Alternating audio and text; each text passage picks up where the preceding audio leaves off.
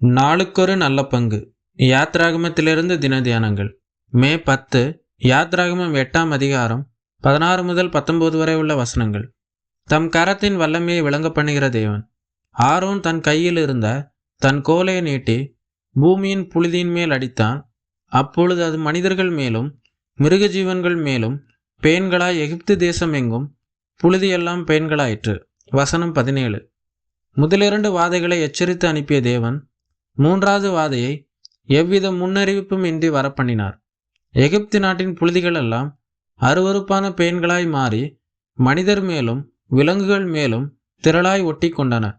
தேவ எச்சரிப்புக்கு செவி கொடாதவருக்கு எப்பொழுது வேண்டுமாயினும் தண்டனை வந்து சேரலாம். உலகத்தின் ஒரு மாபெரும் பேரரசை ஸ்தம்பிக்க செய்வதற்கு தேவனுடைய ஒரு சிறிய உயிரியாகிய பேன் போதுமானது. மந்திரவாதிகள் பேன்களை உருவாக்கும் முயற்சியில் தோற்றார்கள். தேவன் அவர்களுடைய மதியீனத்தை வெளிப்படுத்தினார்.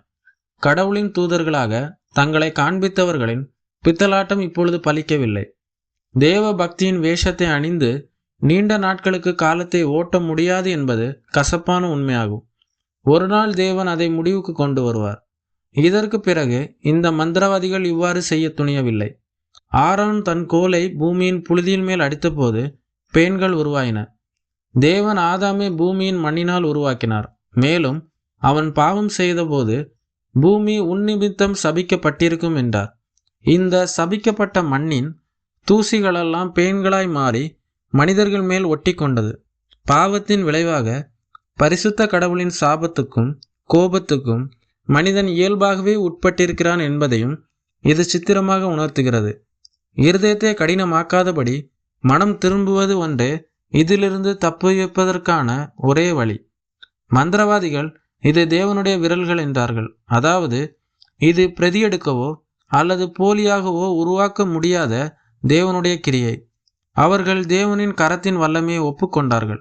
இந்த காரியத்திற்கும் புதிய ஏற்பாட்டின் ஒரு நிகழ்வுக்கும் குறிப்பிடத்தக்க ஒரு ஒற்றுமை இருப்பதை காணலாம். யோவான் 8ஆம் அதிகாரத்தில் வேதபாரகரும் பரிசேயரும் விபச்சாரத்தில் பிடிபட்ட பெண்ணை ஆண்டவரின் முன் நிறுத்திய போது அவர் குனிந்து தரையில் எழுதினார். உங்களில் பாவம் இல்லாதவர்கள் முதலாவது கல்லை எறியுங்கள் என்று கூறி மறுபடியும் எழுதினார்.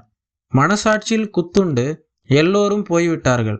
அவர்கள் அதை தேவனுடைய விரல்கள் என்று ஒப்புக்கொண்டதை தவிர வேறு என்னவாக இருக்க முடியும்? அகந்தை கொண்ட மனித இருதயம் சத்தியத்திற்கு தலைவணங்க மறுக்கிறது என்பதற்கு பார்வோன் ஒரு சிறந்த உதாரணம். தேவனுடைய கிரியைகளை கண்கூடாக கண்டும் மனம் திரும்பாத கடின இருதயம் நியாய தீர்ப்பை தனக்குத்தானே வரவழைத்துக் கொள்கிறது.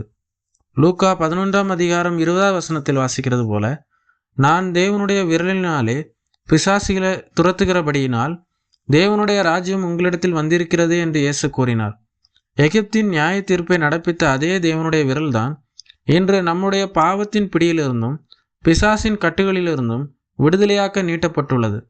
பார்வோனை போல அந்த வல்லமையை அலட்சியம் செய்யாமல் தேவனுடைய மீட்பின் கரத்திற்கு கீழ்ப்படிந்து நம்மை நாமே அர்ப்பணிப்பதே மெய்யான ஞானமாகும். ஆமென்.